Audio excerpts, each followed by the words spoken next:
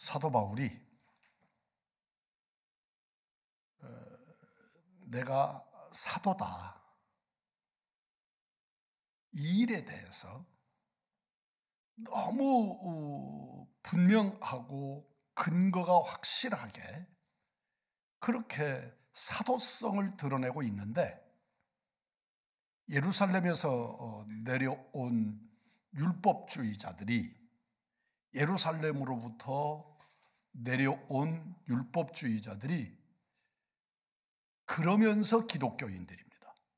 그러니까 우리들이 생각할 때 율법주의 그러면 유대교인들 이렇게 이해를 하지만, 지금 고린도 후서에서 문제 제기를 하는 유대인들은 기독교인들입니다.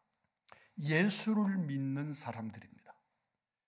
그런데 예수를 믿기 위해서 율법으로부터 자유하는 사람들이 아니고 율법적 그리스도인들입니다. 오늘 우리 한국 땅에도 그런 그리스도인들이 참 많습니다. 한번 설명을 할 테니까 혹시 내가 아닐까 그렇게 한번 생각해 보시기를 바랍니다.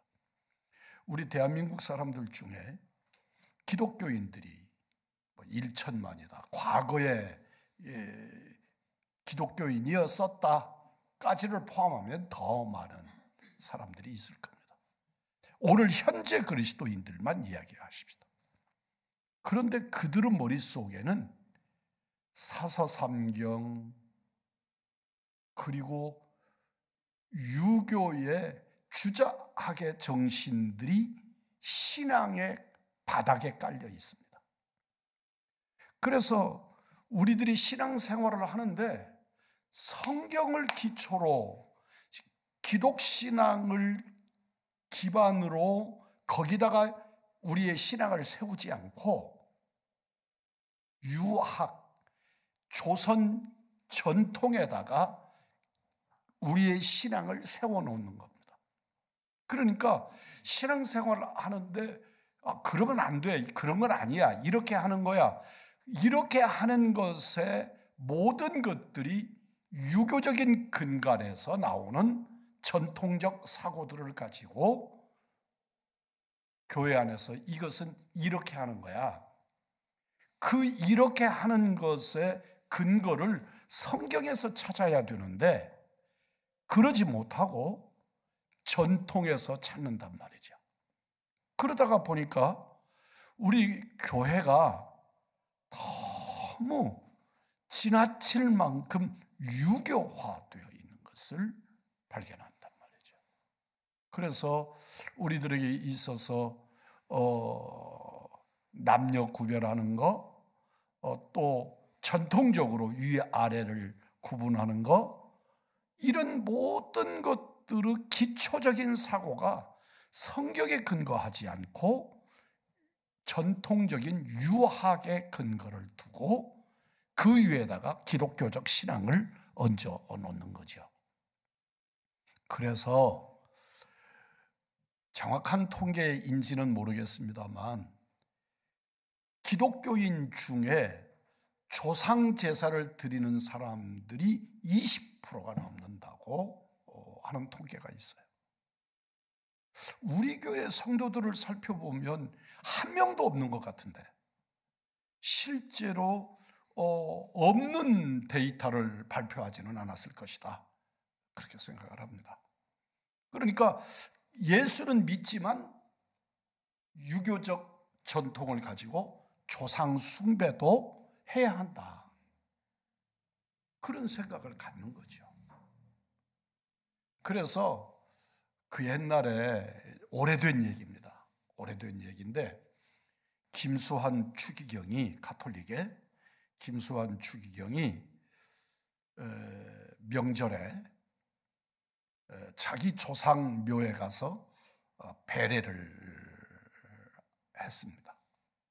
그런데 그런 사람들은 세계적인 인물이니까 추기경이야 많지만 아시아권 추기경은 2명, 3명밖에 없는데 그 중에 한국의 추기경이니까 이제 뉴스거리가 되는 거죠. 그래서 방송국 기자가 가서 그 광경을 영상으로 담아가지고 TV에 방영을 했습니다. 그때 우리 기독교인들 중에 가톨릭으로 옮겨간 사람들이 엄청났다고 하는 게 그때의 이야기입니다. 아니, 추기경이 자기 조상묘에 가서 성묘를 했는데 성묘한 것이 기독교인들에게 무슨 영향이 있어서 또 있을 수 없는 짓을 했는데 있을 수 없는 조상숭배가 곧 우상숭배로 이어진 거지요. 그런데 기독교인들 중에 가톨릭으로 옮겨간 사람 숫자가 많았다. 왜 그랬을까? 그게 원인이 뭘까? 조상을 숭배하고 싶은데, 제사하고 싶은데, 기독교는 철저하게 그것을 제한하고 막으니까. 그런데 하나님은 믿으면서 조상 숭배도 할 수 있는 곳이 가톨릭이라고 생각하니까 가톨릭으로 옮겨가서 조상 숭배도 하고 하나님도 믿고 그러겠다고 옮겨간 기독교인들이 많았다는 것이 그때의 우리의 탄식이었습니다. 사도 바울이 지금 복음을 증거합니다. 그리고 그의 사도성이 강력하게 나타납니다. 그런데 예루살렘에서 내려온 기독교인들인데, 예수의 사람들인데 유대교적 관점을 가지고 있는 율법적 기독교인들이 찾아 내려온 겁니다. 그리고 이 사람들이 복음을 증거하는 게 아니고 성도들을 미혹시키는 거죠. 고린도 교회 성도들을 미혹합니다. 그래서 내용이 무엇입니까? 바울은 사도가 아니다. 오늘날에도 그렇게 생각하는 사람들이 더러 있습니다. 왜냐하면 사도란 사도성을 드러내는 외형적 기준이라는 게 예수님과 함께 3년을 살았던 주님의 제자들, 거기서 한 사람 제외되지요? 누가 제외되지요? 가룟 유다 제외되지요. 대신에 또 한 사람 포함되지요? 마띠아. 그러니까 마띠아라는 사람마저도 주님과 함께 동행했던 제자 중에, 이름을 드러내지 않은 제자 중에 한 사람이었던 거죠. 그런데 이스라엘 사람들에게는 12이라고 하는 이 숫자가 머릿속에 강력하게 박혀 있고, 가룟 유다가 죽었고 마띠아를 보충했으니까 12명이 찬 거죠. 그러니까 마띠아를 보충하지 않은 채 후에 바울을 사도로 모셔오는 것, 그 틀 안에 영입하는 것, 이게 가능할 건데 이미 12이 차버렸는데 또 한 사람의 사도가 보충되어서 숫자가 몇이 돼요? 13이 되는데 사도 바울은 예수님을 본 적이 있어요, 없어요? 없죠. 예수님이 생존에 계실 때 예수님을 본 적이 없는 사람이에요. 심지어 그들에게 있어서 신앙의 가장 모범적이고 존경받던 스데반 집사를 죽이는 일에 증인이 되었던 사람, 이란 말이죠. 그런 그가 사도다, 그리고 복음을 증거하니까 저거 가짜다. 그리고 사도 바울을 공격하고 사도 바울의 복음 증거를 회방하는 그런 무리들이 찾아 내려온 거죠. 이 사람들의 열심이 얼마나 대단한가 한번 보십시오. 오늘날에 우리가 부산 가는 게 아니고 목포 가는 게 아니고 이때의 예루살렘과 고린도는 지금도 비행기를 몇 시간 타야 가는 거리예요.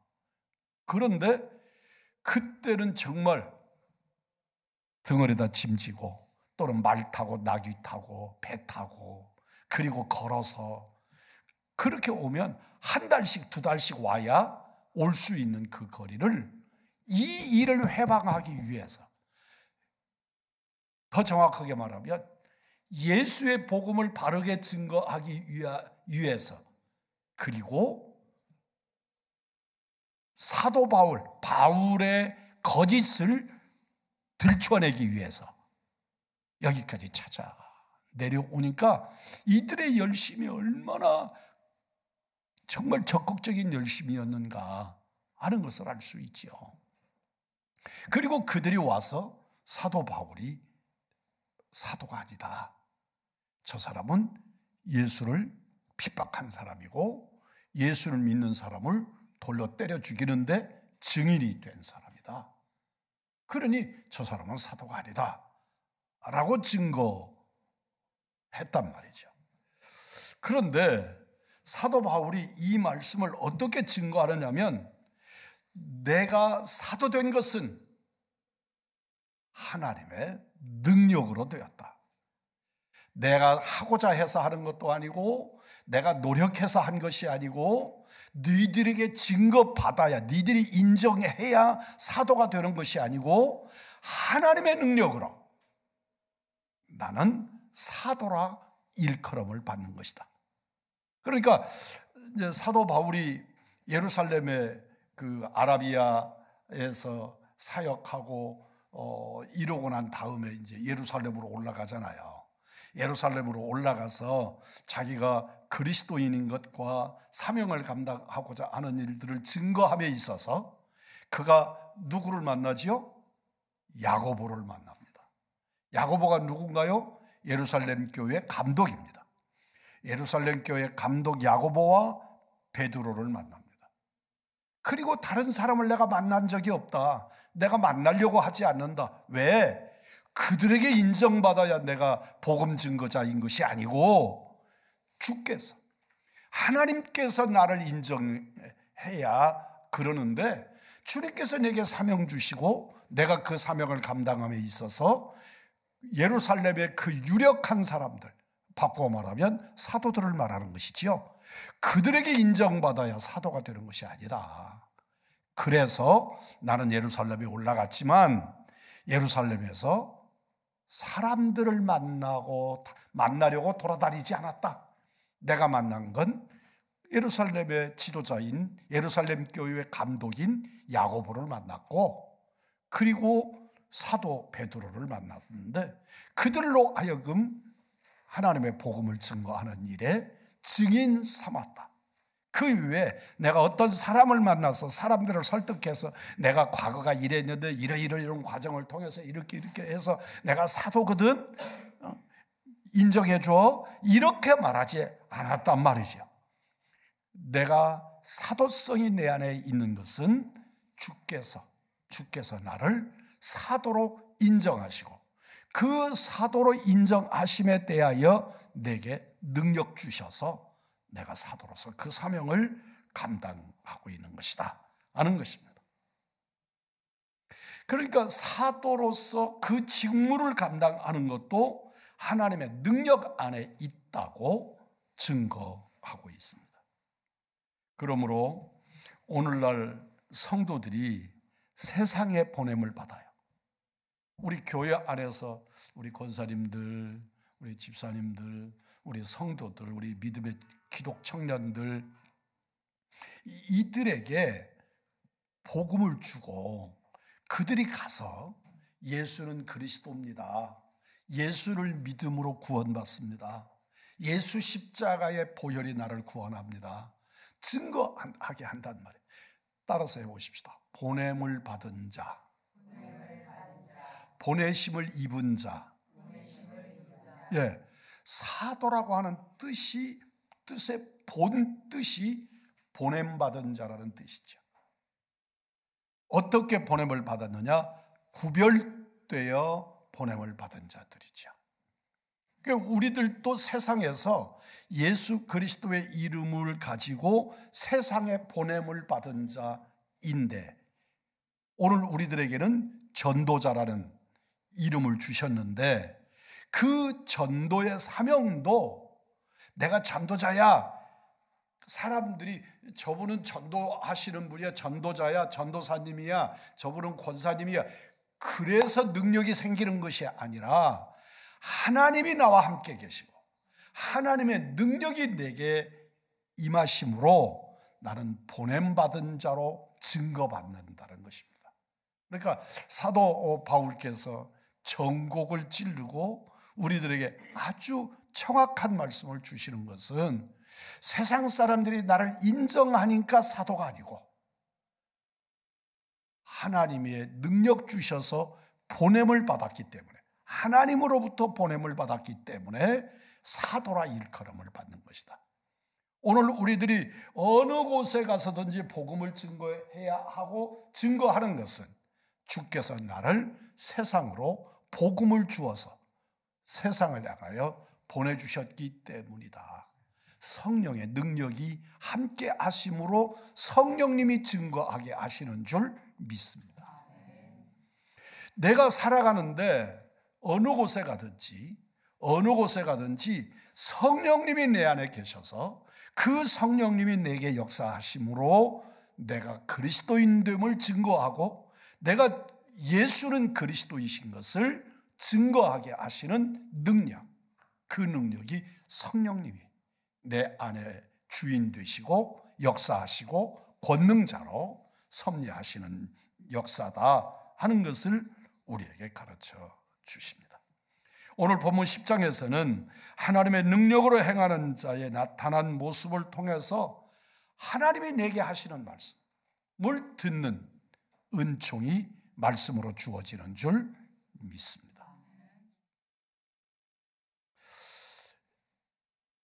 여러분, 안중근 의사가 일본 법정에서 재판을 받습니다. 그런데 이분이 지금 이토 히로부미, 이등방문 이토 히로부미를 저격해서 죽게 만들었단 말이죠. 그때 당시에 이토 히로부미는 정말 우리 조선 반도를, 우리 조선 땅을 요리할 수 있는 사람이에요. 마음대로. 그리고 조선 문제를 가지고 러시아와 협상을 하러 그 자리에 간 사람이에요.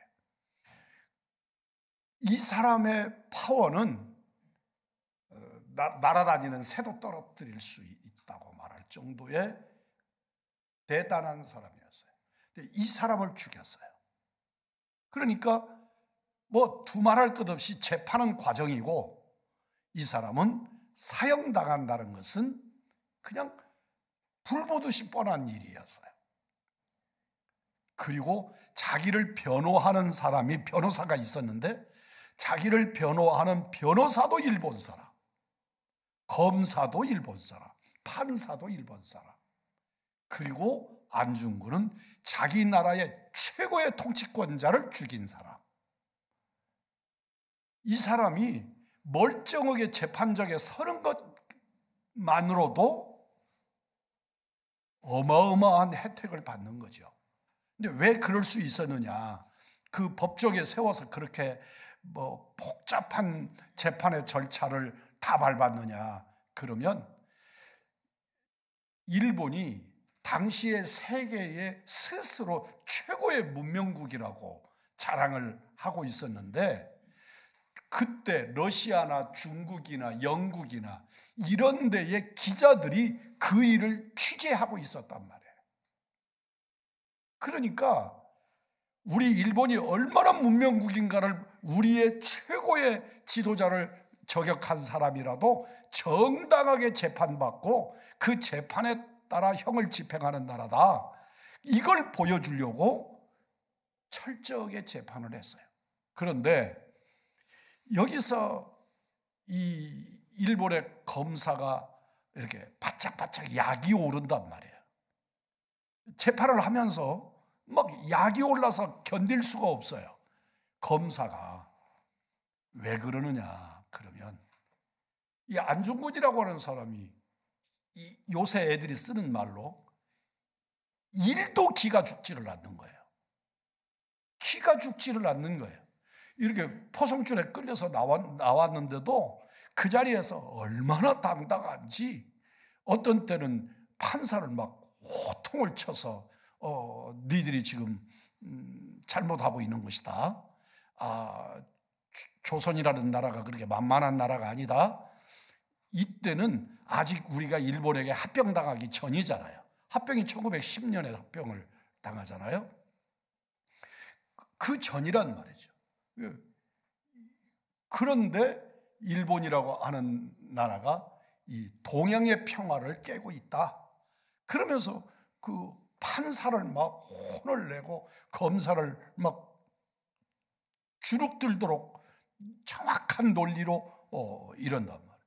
그러니까 이게 기자들에게 이게 좀 자기가 막 잘못했어요, 용서해 주세요, 막 이런 모습을 보여야겠는데, 연출이 돼야 되겠는데 너무 당당하고, 나는 대한민국 육군 중장으로서 3스타라는 말이죠. 중장으로서 난 군인으로서 해야 될 도리를 다 한 것이다. 이러고 뭐 조금도 기를 죽지 않아요. 왜 그럴까요? 왜 그랬을까요?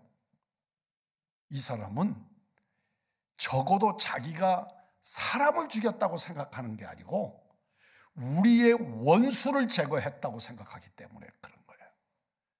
그리고 이미 그 일을 행하기 전에 죽을 준비가 끝난 사람이에요. 죽을 준비가 끝나 있는 사람이에요. 그러니까 사람이 가장 두려운 것이 뭐예요? 죽음 앞에 직면할 때인데, 실제로 이 사람은 죽음의 문제를 끝내버린 사람이란 말이죠. 그러니까 니들이 내게 행할 수 있는 일이라는 게 뭐 아무리 큰 소리를 치고 별스럽게 거리를 잡고 무게를 잡고 별스러운 소리를 다 해도 니들이 내게 행할 수 있는 일은 나를 죽이는 일밖에 더 있냐? 그런데 나는 죽음의 문제에 있어서 10번이라도 죽여라, 나를 풀어주면 또 죽이러 갈 거다, 이런 식이니까 이 사람을 어떻게 해볼 도리가 없는 거예요. 사랑하는 성도 여러분, 힘이 있는 사람은 여유가 있습니다. 힘이 있는 사람, 누군가하고 싸움이 붙었는데 저 사람을 내가 당당하게 무너뜨릴 수 있어, 자신감이 있는 사람, 이 사람이 결코 기죽을 일이 없지요. 사도 바울이 당시의 고린도 사람들뿐만이 아니라 앞에서 말씀드린 유대 기독교인들, 유대교적 기독교인들 앞에서도 조금도 기를 죽지 않아요. 왜 그러느냐? 그의 가슴 속에, 그에게는 하나님의 능력이 역사하고 있었고, 그는 우리 주 예수 그리스도를 증거함에 있어서 죽기를 작정한 사람이었기 때문에 결코 내가 무엇에 요사이 쓰는 말로 기죽을 일이 없다. 그리고 그는 당당하게 예수의 복음을 증거했습니다. 놀라운 것은 그가 기죽지 아니할 뿐만 아니라 그의 가슴 속에 예수의 영이 역사하니까 오주하고, 그리고 자기가 늘 을의 입장이어야 할 것 같은데 오히려 관용하고 사람들을 돌봐주고 힘든 사람들을 살피고 그러면서 예수의 복음을 증거합니다. 대표적인 사람이 여러분 스데반 집사입니다. 스데반 집사가 돌에 맞아 죽습니다. 그냥 총 맞아서 땅 순간에 나도 모르게 퍽 쓰러지는 이런 게 아니고 사람들 앞에서 돌에 맞아서 죽는 겁니다. 이스라엘 사람들 중에, 죽음 중에, 이스라엘 사람들이 죽이는 사형법 중에 이스라엘이 공인된 사형법이 돌로 때려 죽이는 겁니다. 우리가 생각할 때는 참 잔인하다 그런 생각이 들지만, 그래도 유대인들은 자기들이 사형을 집행 아는 공식된 사형법이 돌로 때려 죽이는 건데, 그 돌은 자연석이어야 했습니다. 이렇게 우리가 하는 게 야구공처럼 깎아 만드는 그런 돌이 아니고 자연석으로 길거리에 널려 있는 돌로, 제단도 자연석으로만 쌓아야 했죠. 그래서 그렇게 했습니다. 그 고통이 얼마나 컸겠습니까? 그리고 그 돌이 맞은 자리가 그냥 그 사람이 무덤이 되는 겁니다. 그 자리에 돌로 맞아서 죽고 그 자리가 무덤이 되는 거죠. 그런데 이 사람이 죽어가면서 뭐라고 말합니까? 저 사람들이 하는 짓을 몰라서 그럽니다. 주님 용서해 주세요. 주님 용서해 주세요. 저들이 행하는 일이 얼마나 악한 일이고 불신앙적인 일이라는 걸 모르고 저렇게 합니다. 저들이 죄를 짓고 있지만 모르고 짓는 죄입니다. 그러니 용서해 주시옵소서. 여러분, 살려달라고 막 빌고 저 좀 살려주세요. 내가 잘못했어요. 다시는 복음 안 저럴게요. 이래야 때려 죽이는 사람들이, 돌로 때리는 사람들이 뭔가 의미가 있잖아요, 지금. 그런데 이 사람의 얼굴이 뭐같이 되었더라? 천사 같았더라. 그러면서 오히려 거꾸로 저들의 죄를 용서해달라. 누구 닮은 거예요, 지금? 예수님 닮은 거죠. 그러니 그들을 때리는 돌이 얼마나 자책감이 있겠어요. 그 죄의 현장에서 잡혀온 사람들 돌로 때려 죽이는 건데, 율법에 의해 따라서 그러는 건데, 오히려 돌로 때리는 사람을 용서해달라고, 맞는 사람이, 그리고 마저 죽는 사람이 용서해달라고 그러니 이게 얼마나 기가 막힌 일이 되냔 말이에요. 이게 예수 믿는 사람의, 성령이 역사하는 사람의 모습인 줄 믿습니다. 내 안에서 분노가 일어나고 아주 격한 감정이 일어나고 성령의 역사가 나를 지배하지 않을 때 일어나는 현상이지요. 여러분, 부부싸움을 해요. 부부싸움 하는데 상대방이 나를 막 공격한단 말이죠. 그런데 그 공격하는 게 어쩐지 하나도 마음속에 불편하지 않고 그냥 따뜻하게, 그냥 하는 짓이 이뻐 보이고, 어느 때가 그렇게 돼요. 그런데 하는 말마다 아무것도 아닌 말인데, 별스럽지도 않은 말인데 감정이 격해서 팍 치솟아서 머리에 핏줄이 터질 것 같아. 어느 때예요? 여러분, 성령께서 내 안에 역사하시고 주님께서 내 안에 여유를 가득 주시면 우리는 상대방이 행하는 그 일도 평소와 다르게 넉넉하게 수용이 가능해지는 줄 믿습니다. 사도 바울이 지금 그 사람들의 공격을 받으면서 그 공격까지를 자기 안에서 수용하고, 그러면서 그들을 붙잡고 하나하나 가르치고 있는 것을 발견하게 됩니다. 그들이 대적하고, 그럼에도 불구하고 내 능력으로 하는 것이 아니라 하나님의 능력이 내 안에서 역사하시니까 주님의 이름으로 관용을 그들에게 베풀고 있습니다. 뿐만 아니라 육신으로 싸우지를 않아요. 육신의 감정으로, 혈기로 싸우지 않았단 말입니다. 우리 3절 한번 같이 읽겠습니다. 자, 시작. 우리가 육신으로 행하나 육신에 따라 싸우지 않는다. 예, 육신으로 싸우지 않았다. 우리가 싸움을 벌이는데, 싸움을 할 때 정말로 주의해야 할 것이, 하나님의 영광을 위하여 시작한 싸움이, 그러니까 거룩한 싸움이죠. 그런데 시간이 지나가면서 자기 감정의 싸움으로 변질되는 거야. 그러니까 선한 일로 시작했는데 악한 일로 끝을 내는 거. 우리는 육신으로 싸우지 않는다. 육신을 따라 싸우지 않는다. 복음을 증거하는데 성령께서 역사하시니까 사람들이 비아냥거리고 그러는데 그게 내게 화가 나지 않는 이런 일들 여러분들도 경험하실 수 있을 겁니다. 사람들이 평소 같으면 그들이 행하는 일로 도대체 내가 왜 너한테 당해야 되는데, 그리고 감정을 표현할 수 있었을 건데, 복음을 증거하다가 내가 억울한 일을 당하고 있는데 전혀 감정적 분노가 일어나지 않아서 그럼에도 불구하고 그를 위하여 기도하는 이런 은혜를 누리게 하신다. 육신으로 싸우지 않았다. 누가 싸웠다? 성령으로 싸웠다.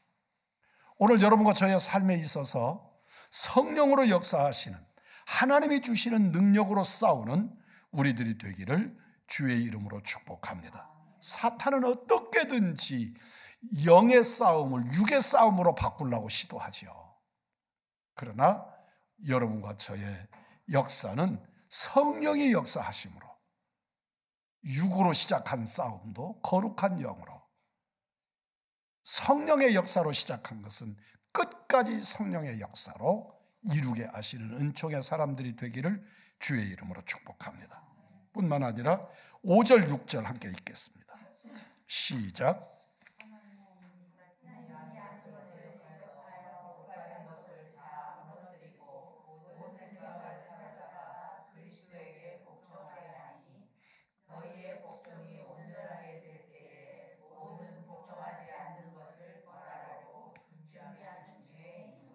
아멘. 누구에게 복종해야 된다? 예수 그리스도에게 복종해야 된다. 그러니까 사도 바울이 지금 말하는 겁니다.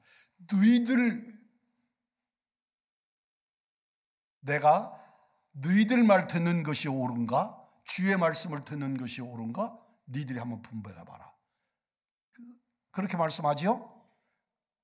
지금 이 자리에서 뭐라고 말씀합니까? 철저하게 주께 복종하는 우리들이 되어야 한다는 겁니다.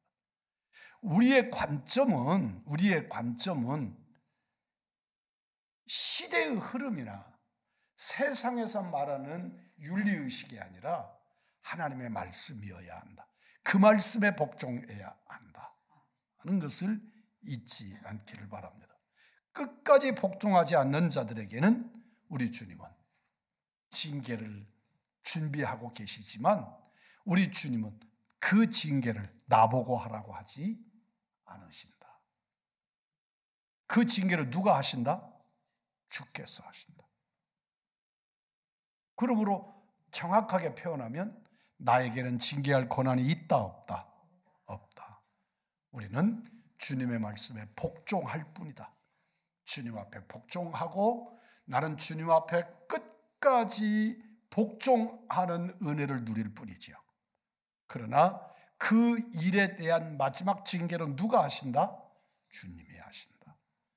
그러므로 내게 이익이 돌아오든지 손해가 돌아오든지 내가 은혜롭든지 속이 상하든지 우리는 주의 말씀에 복종하는 은혜가 있기를 주의 이름으로 축복합니다. 성령에 충만한 사람, 성령이 채워진 사람, 따라서 해보십시다. 성령이 충만한 사람은 세우는 사람이다. 여러분, 우리 교회 안에서도 목회하면서도 그런 생각을 가지게 하는 사람들이 있어요. 어떤 사람을 리더십으로 세워놓으면 그 공동체가 그냥 사그르르 하고 다 녹아져요. 없어져.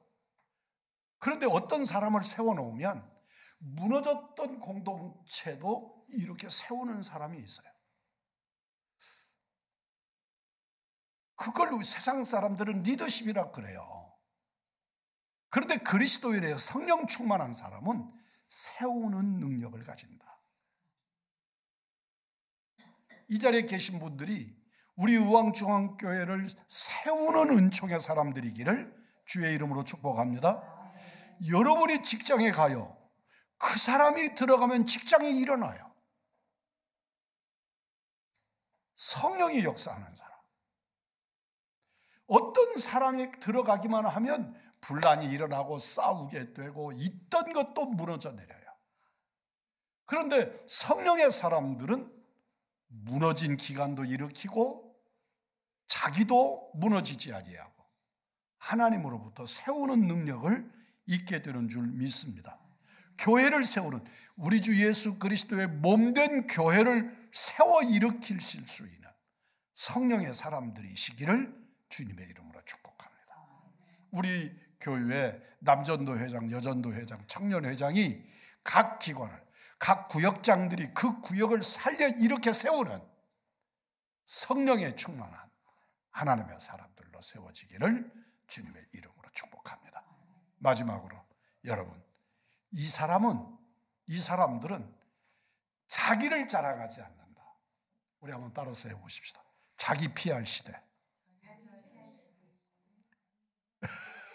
이 시대가 그렇대요. 이 시대가 그렇다고 그러잖아요. 그런데 사도 바울은 뭐라고 그래요? 분수 이상의 자랑을 하지 않는다. 나는 나를 자랑하지 않는다. 누구를 자랑한다? 예수를 자랑한다. 나는 예수를 자랑한다. 자기를 자랑하지 않는다. 참 대화를 나누다가 민망한 사람들이 있어요. 어쩌면 그렇게 교묘하게 자기를 자랑하는 사람들을 만나면 참 민망하다, 그런 생각이 들 때가 있어요. 그런데 정말로 자기 자랑을 이만큼도 하지 않는데 높아 보이는 사람이 있죠. 아, 저 사람 정말 훌륭한 사람이구나, 그래 보이는 사람이 있지요. 여러분, 성령 충만한 사람은 자기를 자랑하지 않는다. 오늘 성경은 뭐라고 표현해요? 분수 이상을 자랑하지 않는다. 누구를 자랑한다? 예수를 자랑한다. 오늘 우리 의왕중앙교회 믿음의 사람들, 정말 하나님이 주시는 능력으로 사는 사람들에게 이런 은혜가 있게 되기를, 이런 그리스도인이 되기를. 나 자랑하려고 막 정신이 없어요. 한 사람도 알아주지 않아. 그런데 나를 드러내지 않았는데, 나를 자랑하지 않았는데 너무 훌륭한 사람으로 드러나는 거예요. 모든 사람이 존경하는 사람이 되는 거예요. 모든 사람들이 그를 높이고자 하는 마음이 일어나는 거예요. 우리 의왕중앙의 성령 충만한 여러분, 하나님의 사람 여러분, 하나님의 능력으로, 주님 주신 능력으로 살아가는 우리 의왕중앙교회 살아가는 여러분들로 인하여 주님의 이름이 높아지고 우리 주님이 여러분을 높이시는 은총의 역사, 하나님의 능력을 누려 가지시는 사랑하는 여러분들이 되시기를 주님의 이름으로 축복합니다.